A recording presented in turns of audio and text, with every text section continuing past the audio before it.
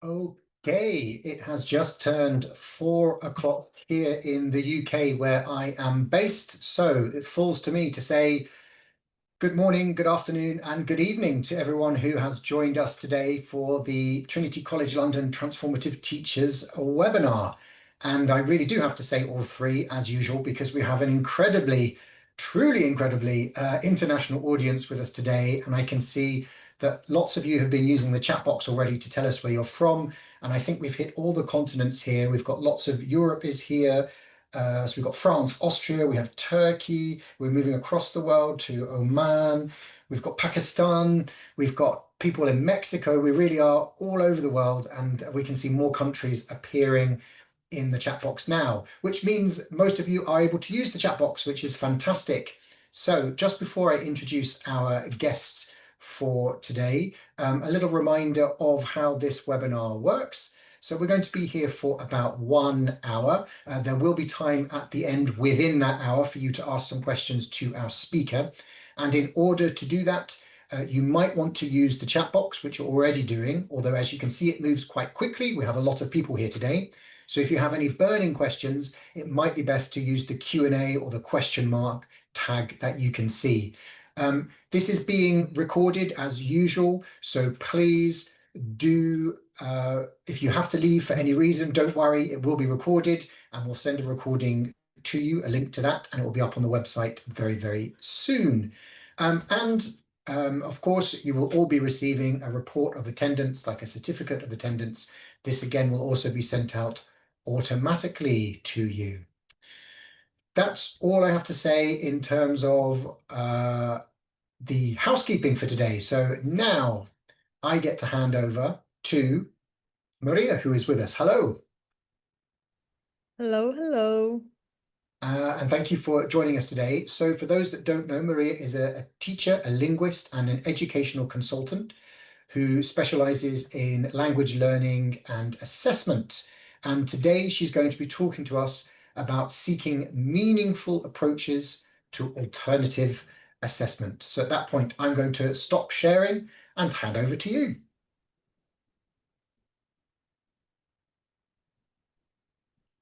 Thank you, thank you. Let me share my screen. I hope you can all see my screen and you can hear my voice well. So welcome everybody from all around the world. I saw some people from Greece. Hello from Athens. I'm based in Athens, Greece. And today we will be talking about alternative assessment and how it can change our classroom lives, but also change our approaches to the very idea of assessment. So this comes from a student. A student told a teacher some years ago, "You corrected my English so much, I forgot what I wanted to say." And when the teacher told me, I thought, oh my God, the student is so right. We're so obsessed with giving corrective feedback and, testing and assessing and correcting our learners' language that we forget about meaning. And when we forget about meaning, we forget about the meaning of communication. So another student of mine, my students call me Mary, it's spelled like this in Greek, said to her mom, "Mary is a good teacher because she makes us happy."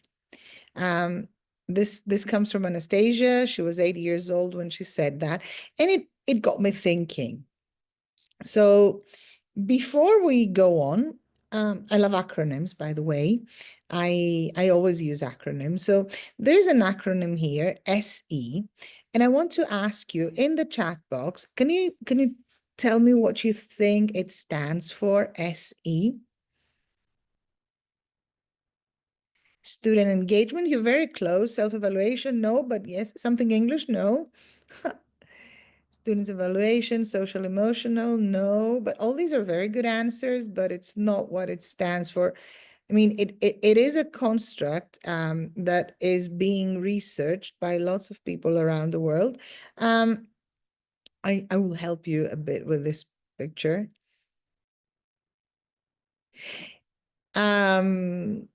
It's about student enjoyment. And there's no person sitting next to you, but I want you to send me in the chat box. It doesn't have to be 5 things. What you think makes your students happy in class. What makes your students happy? Laughter, music, food, interaction, music, the teacher, fun activities, games, real world examples, music, giving them language, jokes, appraisal, being understood and recognized, progress, yes, yes, yes, gamification, games, sense of belonging, great answers, good atmosphere, motivation. Let's see. So these are research findings on student enjoyment, what makes learners happy. And you mentioned most of them. So first of all, they want to feel they're learning. When we feel we're learning, we are happy. We are enjoying this progress. You mentioned it, it's really important. Also choice, being able to choose how you're going to learn, which activities you're going to do, how you'll be assessed. So choice makes a difference. Voice. I mean, everybody has a voice, but do we hear our learner's voice? Do we give them voice? Progress, experience. So you mentioned it somehow, you talked about uh, interaction, and this is part of experiencing tasks in a lesson. So it's not just being passive and receiving information from the teacher, but doing things. Our choice of materials. What kind of materials do we use with our learners? Are they interesting? Are they relevant? Are they age appropriate? Engagement, you already mentioned it. Rapport with our students, super important. You know, how we connect with them. Make them feel valued. So, you know, respecting them. And meaning, lots of you mentioned meaning, meaningfulness. If what we learn is or appears to be meaningless, we don't want to learn it.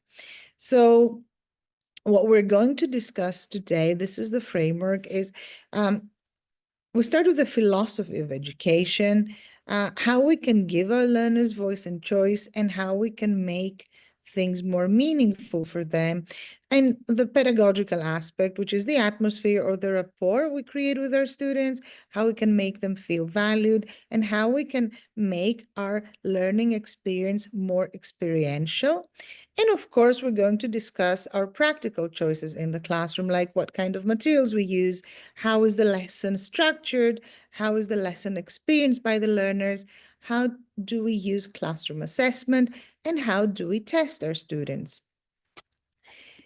Overall, how do we track our learners' progress during the lesson and through testing?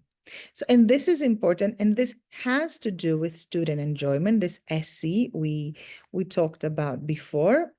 So I want you to think that you're flying from wherever you are to Athens. So we are on the same plane all together, and I'm the pilot. And it's basically kind of automatic, right? So it's on autopilot, this flight.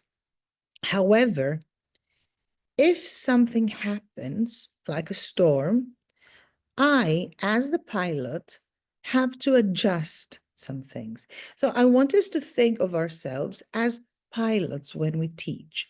We have a lesson plan, we have our learning outcomes, we've got our activities, and they're well timed and well structured, but at any point, we need to be able to adjust our lesson to our students' live feedback. We need to see how they feel and how they perceive our plan, if it's interesting, if it's engaging, if it produces student enjoyment. Because what we know from neuroscience is that when we feel good, our memory works better. So, when I was doing my master's in the States, we had a final oral thesis defense. And my favorite teacher asked me a question that at that point made me freeze because it was not in any of the books I had studied. She asked me how we can teach everything through anything. And, as I said, I froze because I didn't know the answer. But then I thought of a bridge in Burlington, Vermont, where I did my master's. And, this bridge gave me the answer. And I told the panel that I can teach anything through this bridge. I can teach psychology, physics, geography, history, English, any other second or foreign language, math. And then I thought, in reality, if I get a pebble from a beach in Greece, I can teach everything through this pebble. We don't need sophisticated materials. We basically need nothing. We just need our hearts, our minds, and a connection with our learners. And through this bridge became a symbol for me, this bridge in Burlington, how we need to go materials light and start focusing on the world out there and in here to start teaching meaningfully. Okay, so why all this? Let's go back to assessment. So this is a definition of assessment, what assessment is. Just take a look at it. And here's what I have highlighted. Collection and analysis of information about student learning. It is concerned with the student and what the student does. Okay, so we are, let's say, in a position of observing the student, collecting data about the student and analyzing it. So this means that the learner is in the center of the learning process, right? It's the learner who learns. We've got learning outcomes, we've got learning goals. But I think we also need to put the learner in the center of the assessment process. We need to transform ourselves into teachers who give more voice, choice, and space to the learners when it comes to their assessment. And to do that, the first question we need to ask ourselves is who our learner is. What do we want them to achieve? But who are they really? Why do they need to learn English? What kind of English do they need to learn? Do they need to learn this bookish English I've got in my course book? Is this English appropriate for them? Is it what they want to talk about? There are all these assessment tools that affect materials, course books. To what extent are these tools, materials, and tests relevant for our learners nowadays, for their ages, for their purposes? So, I keep saying that when I discuss with testers. We test teenagers, young teenagers, in writing by asking them to write an email. Do you know how many teenagers have no idea what an email is because they've never written an email in their lives? I mean, teenagers nowadays are all about visual literacy. They communicate through images, through videos, and through posts that are not very language heavy. So where is that when we talk about assessment? I mean, just think about it. So some principles, when we talk about assessment, we talk about education. And my goal in education and through the lens of critical pedagogy is to create independent, responsible people who think. So this means that our learners are not passive consumers of knowledge. They are co-constructors of the lesson. They have a voice. And our goal should be for our learners to be emancipated through our lessons. So we're talking about learner voice, learner emancipation, learner autonomy, as well as language development. However, as teachers and as testers, but mainly as teachers, when we give it a number, we feel that it becomes more valid. And if you interact with parents, they need this number, they need this percentage, they need this grade because they feel that since you measured it, it's big, it's real, it makes sense. And this is what we call summative assessment, and it has a place. And I mean, I see the point in using it. And as teachers, I think we know it can motivate learners. It can help them understand where they are, what they want to achieve. And we can do this summative assessment through different tools like quizzes, progress tests, unit tests, skills tests, systems tests, and of course, gamified tests nowadays. I'll tell you a very short story here. Last year in September, a mother came to our school with her daughter, and she told me she wants to change language school. She wanted to enroll with us. And she said, my daughter is not very good at writing in English, and I brought her writing notebook to show you. So she shared with me, not that, this is a picture from the internet, but it was something like that, but even more marked in red ink. And it was all F, F, F, comments here, there, mistakes everywhere. How do you think this girl felt? I mean, just write to me in the chat box. When you have a notebook full of your written work like that, marked like that, how do you feel? Demotivated. Of course, you feel demotivated, rejected. You don't want to write again. You're sad, you're embarrassed, horribly demotivated. Exactly. You say, why bother? Why should I write again? So remember at the beginning of this webinar today, we talked about student enjoyment, discouraged, disappointed. Yes, because stupid. Yes, even stupid. You feel stupid and you don't want to write again. I mean, why do you want to get another one like this? So I thought, okay, there's something here we need to fix. We need to fix the way this learner perceives herself in her mind, but also the way she perceives English, the way she perceives the teacher, the way she perceives her learning journey. Because when you have this sense of achievement when you learn better. So the first thing we need to do as teachers is celebrate small victories. It's not just about what you didn't do well.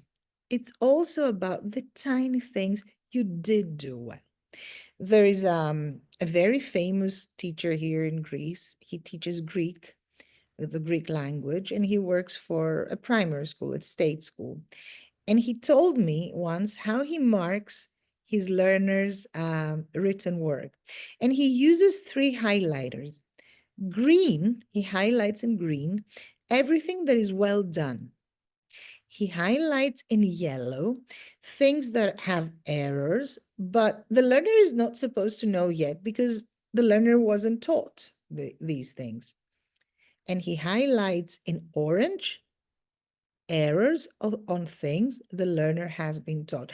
So I want you to imagine the difference when you get a piece of your work which is highlighted in green, yellow, and orange. And when it's just marked in red ink, there is a huge difference in your psychology, in your perception of your learning journey. So it is important to celebrate every small victory. The feedback we give to our learners should be specific, easy for them to understand, relevant, and actionable. How can I change what I didn't do well? Because it's not about getting it right the first, the second, the third time. It's about getting it right at the end of the process, at the end of the journey. So as teachers, when we give corrective feedback, the first thing we need to do is pick our battles. So you cannot correct everything. You need to say, okay, this time I will correct for spelling. Next time I will correct for grammar. Next time I will correct for punctuation. Next time I will correct for meaningfulness, cohesion, coherence. We cannot correct everything all the time, because then we're like this teacher who gave this paper which was all marked in red.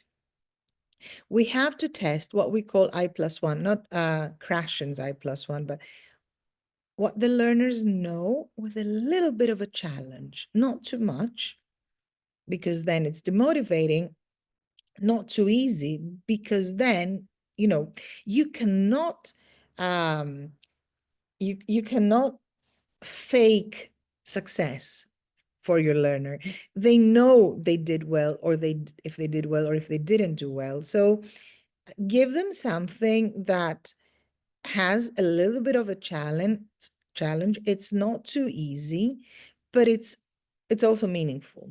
And we need to set achievable goals in the classroom. As teachers, as classroom teachers, we need to remember that we're teachers and not testers. Our scores, our assessment tools are meant to make our learners learn better, learn more. Other things we need to take into consideration when we give corrective feedback in the classroom is, are we correcting for accuracy or for fluency? So am I going to correct, for example, ideas, content, amount of written work, or grammar, vocabulary, spelling, punctuation? Am I correcting for language or content? Does what I read have voice? Does it have a flow? Whose voice can I hear when I read it? Is it the learners, the parents, the teachers, the books?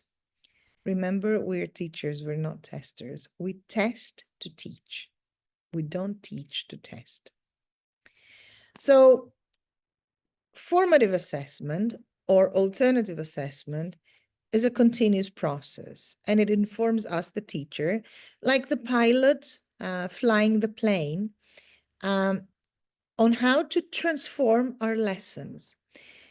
But it also helps the learners to think about their own learning, this metacognitive process of reflecting on our learning journey. Formative assessment is about independence and autonomy, and it includes self-assessment. And unlike summative assessment, which is like a snapshot, one photo, formative assessment is like a photo album. I've got lots of photos of my learners, and I can flip through the photo album and see who they are at different points in their lives. So you might have a bad hair day, but this is just one snapshot. It is also important for us teachers to check what our learners understand during the lesson, so we can pause and revisit ideas or concepts that they didn't get or we didn't teach very well. One thing I do, and I'm going to give you very practical examples of things I do in class, is I give them this happy note home. I give it usually once a month or once every 2 months. It's usually a Friday, and I give them a note for their parents, which is positive. So they take from me, from the teacher, a happy note for their parents, because once a month, it's good to feel good. And there's always something good to say about any learner, even a very naughty, demotivated, let's say lazy. There are no lazy learners, but anyway, all these labels we put on learners, even for this weak learner, there's something good to say. So look for it in your hearts and write it down and give them this happy note home and make them happy about the learning journey. Another thing we do is the 2 stars and a wish. You might know that I ask them 2 things. One, to assess themselves. So I say, this month, Say two good things that happened to you in class and something you would like to improve, a wish you have for yourself. But also, I say when we finish a unit, for example, and it's the end of a cycle, say two things you liked about my teaching and one thing you want me to improve. So they assess the teacher. And this gives them authority, this gives them voice, this gives them, this makes them involved in the learning and the assessment process. You can give your learners yes, no cards, and you can teach them at the beginning of the school year that every time they feel they don't understand something, they can raise their no card so you can repeat it or have another learner explain it to them. And instead of cards, you can teach them to thumb it. So, do you get it? So, no. Another thing we do, especially with our younger learners, we call it four corners. I have posted signs in the four corners of our classroom. And when I say four corners, if they don't understand the concept, they need at all, they go to the stop corner. If they want me to, go slower, they go to the slow down corner. Or if they get it, they go to the keep moving corner. And if they get it really, really well and they can help the others, they go to the I can help corner. So we know from research that learners need to feel, to have this sense of agency. They need to feel that their behavior makes a difference to their learning experience. This gives them motivation. This makes them engaged. This helps them remember because learning is all about memory. So this is another thing we can do. We said we need to have the learner in the center of the assessment process, self-assessment, peer assessment, collaborative assessment, and I'm going to give you examples of these. This is how I ask them to track their progress. They draw a path where I am now, then in the middle of the year, what I've achieved so far, and they write it down, and where they want to go. So they visualize their learning path. We use this, why I'm learning this, like a chart, the date. I'm learning, for example, I don't know, past simple to talk about my grandparents. I'm learning possessive adjectives so that I can talk about my stuff. Every time we teach something, they need to know why they're learning it. This gives them agency and motivation. So we can always ask the question, why are we learning this? And we can teach our learners to ask us this question. I'll tell you about QFT in a minute and how we can use it. Alternative assessment is also about open book exams. Research has shown that it doesn't make a huge difference. And after all, in a classroom, does it really matter if they use their book to access the information?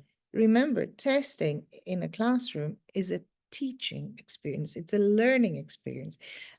Crib sheets, this is something we did at university. We had a professor who told us that before our midterm and final exam, we were allowed to have an A4 paper with one word notes on it. So for example, you could have keywords, but just one word for each line, which helped us during the test remember concepts we might have blocked. What happened with that is that in reality, it helped us organize our study. And also it took away the stress because, during the test, you had your A4 paper with the keywords and you said, okay, yeah, now I remember what that was. And this helps. Of course, student portfolios, one of the best examples of formative, alternative, continuous assessment is through student portfolios. It's exactly what we said before, like a photo album. And in your student portfolio, you can have different types of learner work, like written work, quizzes, journals, creative writing, drawings, self-assessment tools, and you can share it with the learner and their parents at the end of the school year.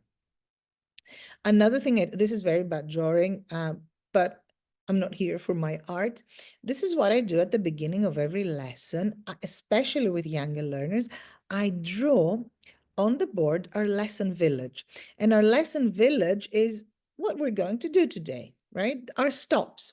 So we start with moods, the mood meter. How are you feeling today? Then we do our Willy. Willy stands for what I learned yesterday.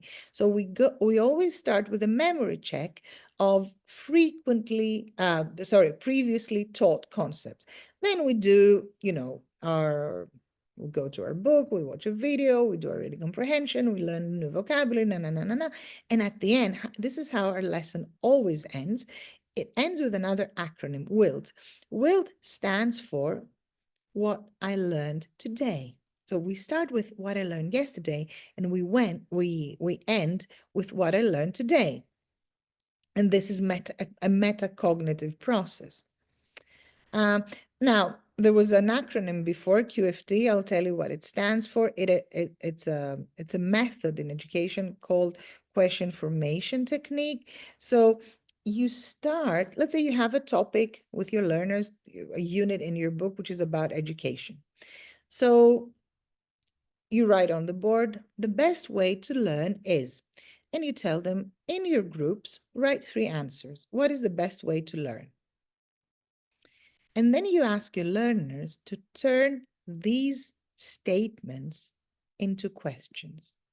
So for example, let's say your learners one group wrote, the best way to learn is by reading every day. They have to turn it into a question. Is the best way to learn by reading every day? Or the best way to learn is to have a good teacher. Is the best way to learn to have a good teacher? And then they add more questions. This is QFT. And they come up with more and more and more questions that are really interesting and deep. Can we learn when we sleep? Why do we forget what we learn? Is there a science of learning? So these are all questions coming from students. And then you tell them, mark the open-ended and the closed-ended questions. So of all the questions you wrote, choose which ones are open-ended and which ones are closed-ended. And this is it, right? OECE, OECE. And then you tell your groups to choose their best question or questions. So each group will choose a couple of questions that are the burning ones, the ones they want more to learn about. And what I do next is I take the best questions, and this is their test. This is their quiz. So the quiz is made by my students' questions, and they have all the same quiz, but they created it. This is having the learner in the center of the assessment process. Now, another thing we can do is critical summary. So you can ask them when they read a text to write a critical summary. The difference between the traditional summary and a critical summary is that in the critical summary, they also have to say their opinion about what the text discusses. So generally in summaries, we say that we don't form an opinion, we're neutral, but in a critical summary, the learner, the person who analyzes the text adds their opinion. We can use games as assessment tools. We can ask them 2 days before, let's say, the midterm or the final exam, or a week before the midterm or the final exam, to email the teacher with a test question. And you can tell them, I will pick the 5 best questions and include them in my midterm or final exam. This way, they study better. And then when they see their own question in the test, they're so proud. And the test is co-constructed. You can give them a test that you, the teacher, created, but the last task can be add your own test question and answer it. Again, you give them agency. We give them agency. I did this with an advanced class of older teenagers. I told them, and we spent a month on it, create your own assessment system and assess yourself. So how do you think you should be assessed here in our language school or in your morning school or at the university? Create your system and then assess yourself. You can ask them to read a text and prepare true-false questions, multiple choice questions, open-ended questions, and give this test to another classmate. And then discuss what was left unanswered, what can be researched more.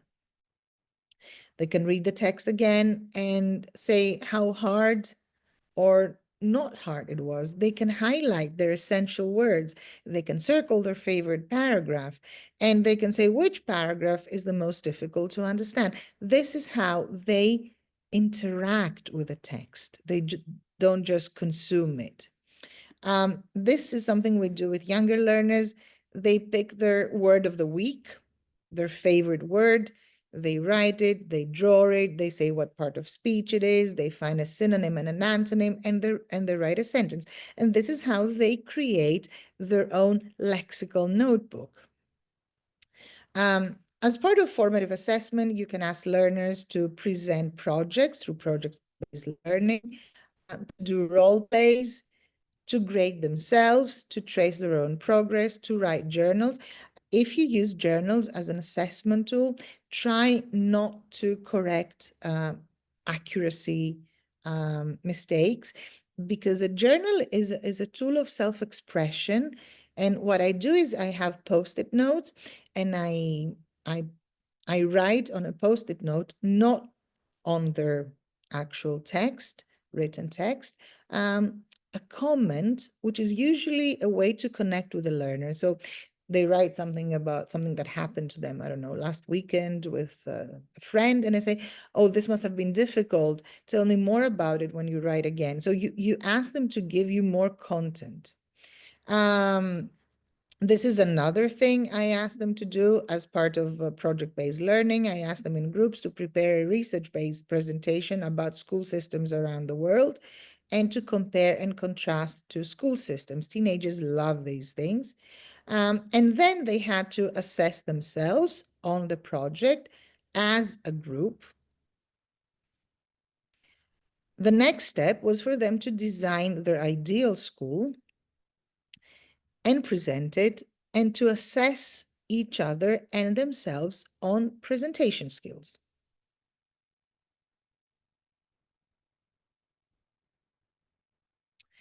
And then revisit the whole experience, the research, the project, the presentation, and assess each other. And here you can find so many of these on Pinterest and everywhere, ChatGPT, how to assess group work, how to self-assess. These are key questions you can ask your students when they assess themselves for a project or a presentation.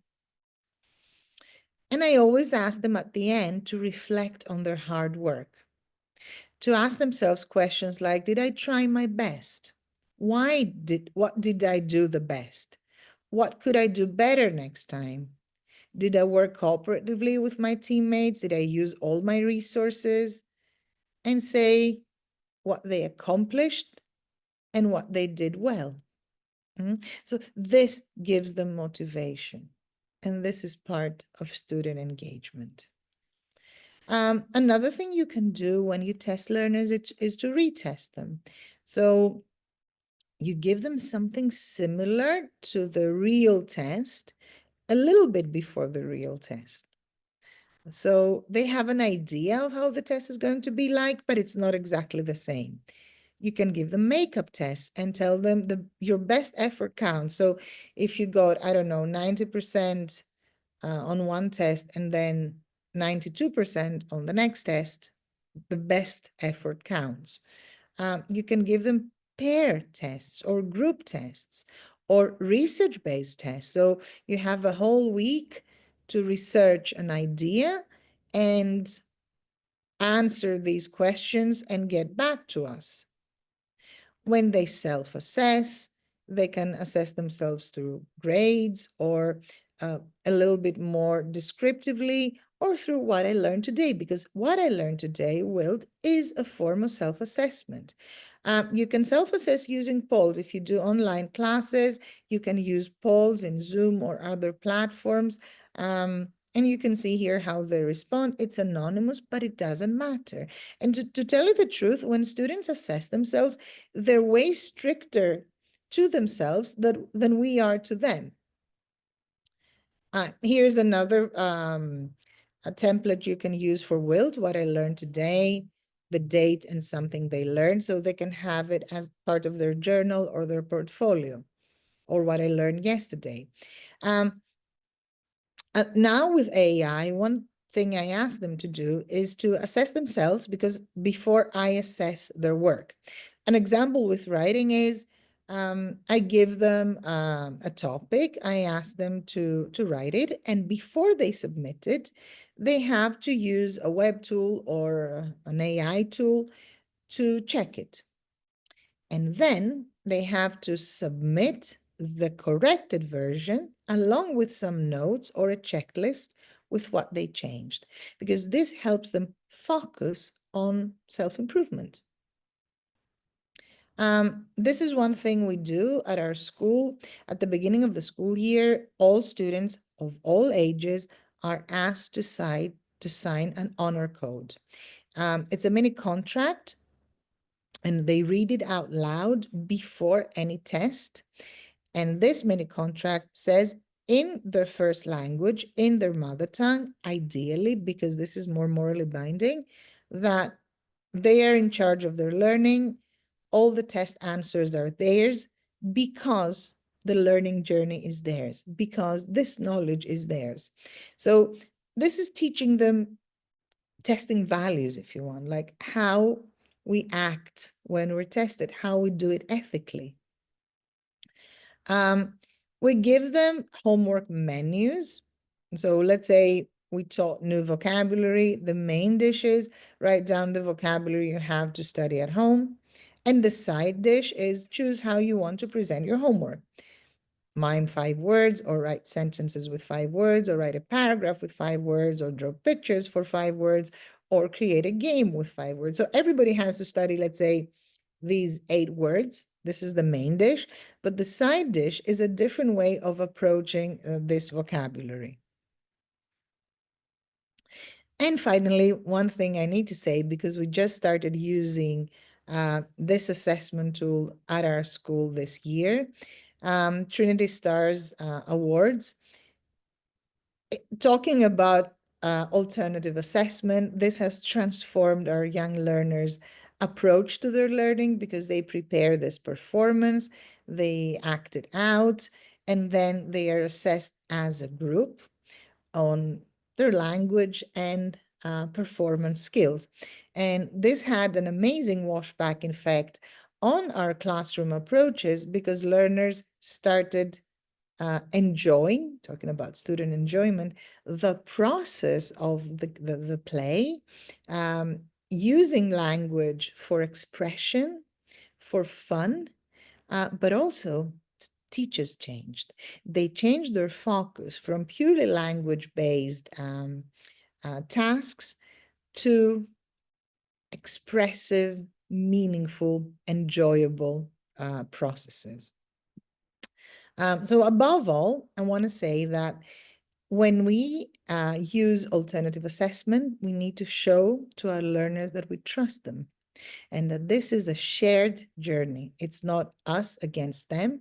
It's not us with a red pen marking their mistakes. It's us observing them and helping them learn better and more. So formative assessment, to sum it up, makes our learners active co-constructors of the learning process. It gives them agency and ownership of their own learning. It makes them motivated and engaged. And how can we check as us teachers and as teachers what our learners know. We have to be open and we have to share responsibility with them because it's their journey, not ours. So student enjoyment is about how happy our learners are while they're learning. How happy are they because they're learning?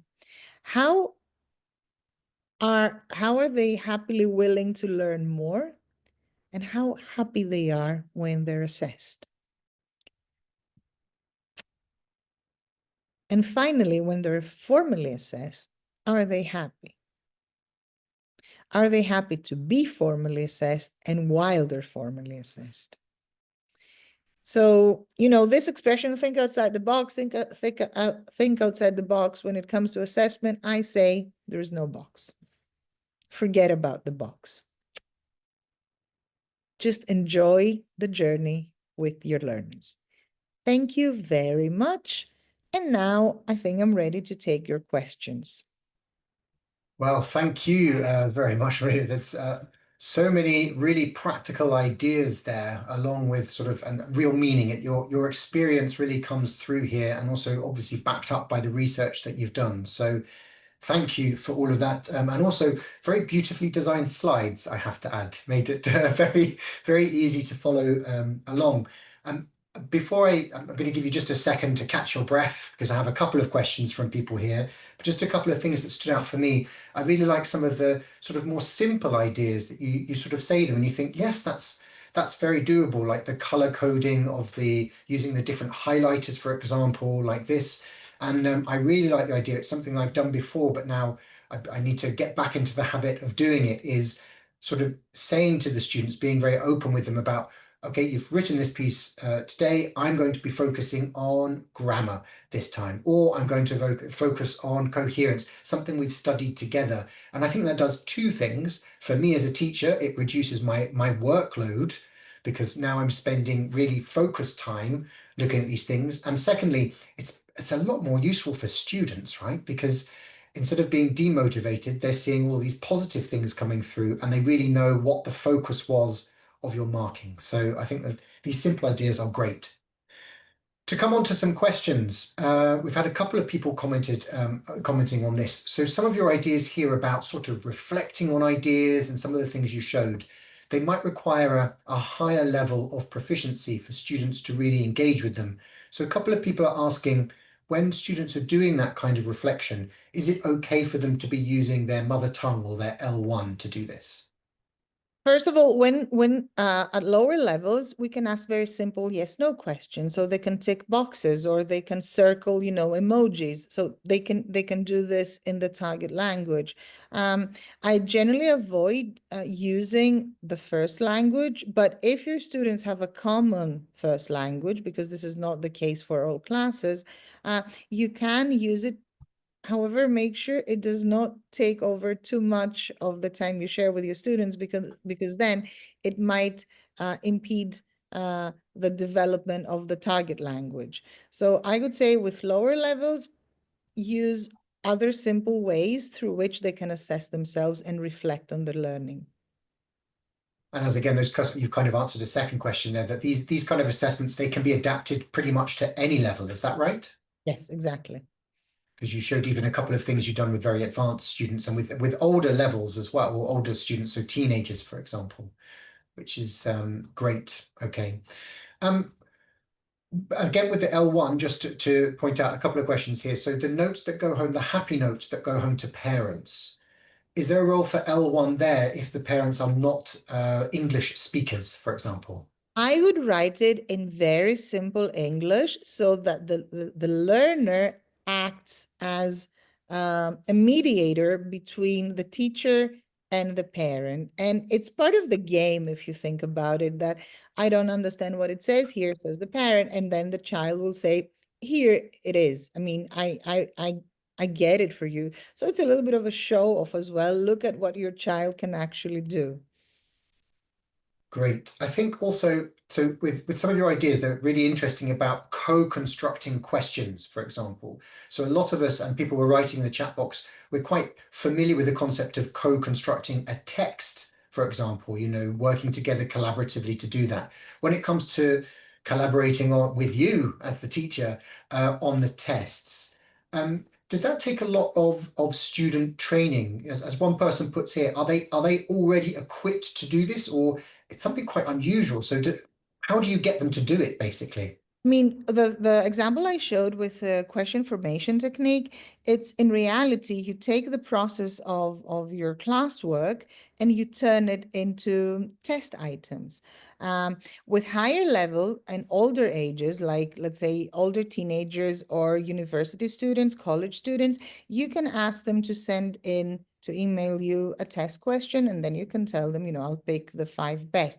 However, even with younger learners, I've seen learners like at the age of 10 or 11 or 12, A2 or B1 level, and they can prepare, just a sentence with a gap, let's say, and they send it to you. And of course, there might be mistakes, but you can correct it and use it in the test. And I've seen their excitement when they say, "Oh, this is my test question. She wrote mine," and they feel they are part of the test.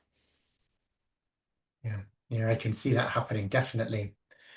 In terms of those kind of tests, just focusing on that kind of almost sort of formative test in a way, when you're creating those, a couple of people are asking here, how often do you think this should be happening? Obviously, you had a lot of ideas there, some of which could be happening in almost every classroom, like the running into the corners, for example. But when it comes to the co-constructing, obviously that takes a little bit longer, and it forms part of what might, for some people, be seen as more of a sort of serious test, a sort of sit-down test, if you like.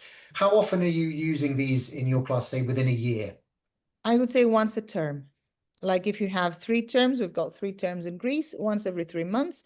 If you have 2 terms, one every 6 months, depends on how your uh, yearly curriculum is set up. But I would say once a term because it does take time. But of course, on the other hand, it makes more free time for the teacher because it's the students who help them create the test. Got you in that form. And so again, you've got this sort of mix of summative and formative testing of one of those wonderful ideas that you've shown with those ones. And again, to just dig down into that, sorry, to dig down more, I'm not sorry, actually, I'm fascinated by the idea into these co-constructed. So when they're creating the questions for themselves, say at the end, you said sometimes the question from you is now create your own question and answer your question. Mhm. How do you, as the teacher, respond to their own marking? Do you ever get students that write or answer something that's not particularly informed or well done and they mark themselves very high, or the reverse, where a student might downgrade themselves? I mean, what do you do with their self-assessment? Self-assessment is a process I think we should not intervene in because at some point they will get it and they will be more fair to themselves. When we ask students to do self-assessment and we to teacher assessment, then it's not self-assessment anymore. We teach them something through this process, and I think it's an important lesson for them to learn. And after all, I'm not just saying do 100% self-assessment. I'm saying use it as a tool for them to feel that they have ownership over their own learning. They might be too strict. This is what usually happens from my experience. They might be too lenient. It does happen sometimes, but it doesn't really matter.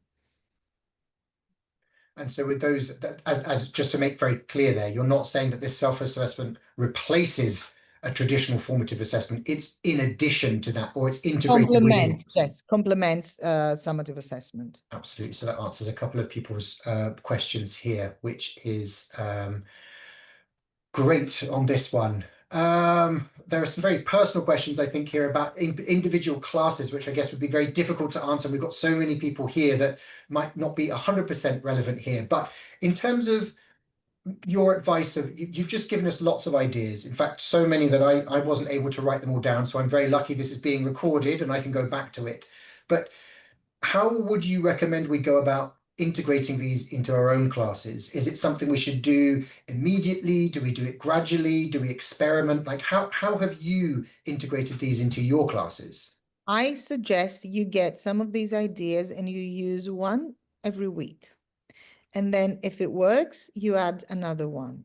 So pilot these ideas, play with them, see which ones make sense for you, which match your your learner's profile, because not everything is for everyone. Some of them are for younger learners, some of them are for older learners. Also, it depends on their level. So start playing with them and see what works for you, and then develop your own ideas.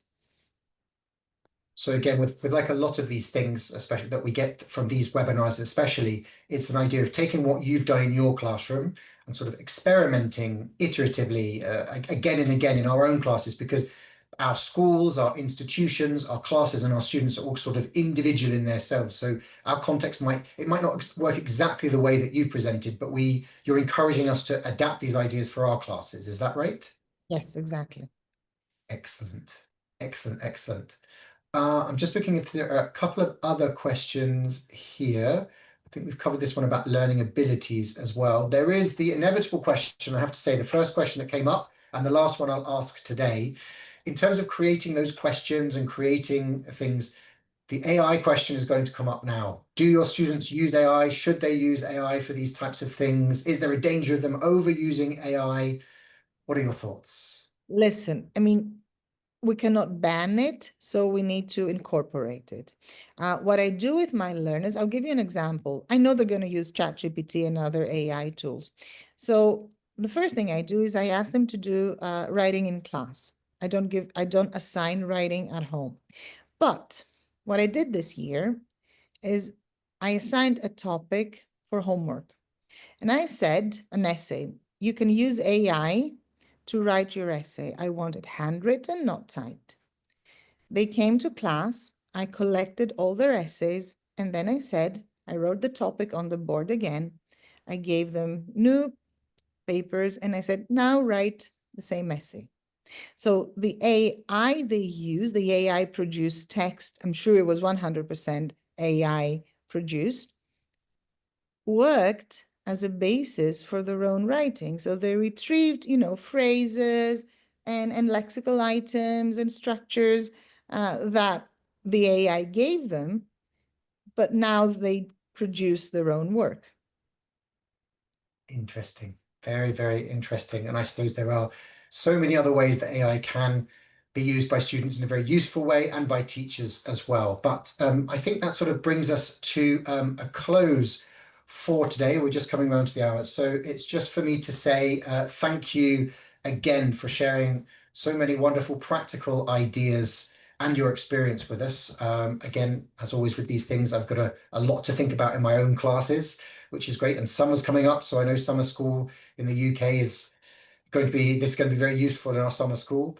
And thank you also to everyone that came from all the corners of the world to listen to your ideas. Again, this recording will be made available soon, and everyone that's here now will be getting a certificate of attendance emailed through in the next week or so. So thank you very much to everyone. Enjoy the rest of your mornings, afternoons, and evenings. And we look forward to seeing you at the next Trinity College London Transformative Teachers webinar. Thank you. Thank you. Bye bye.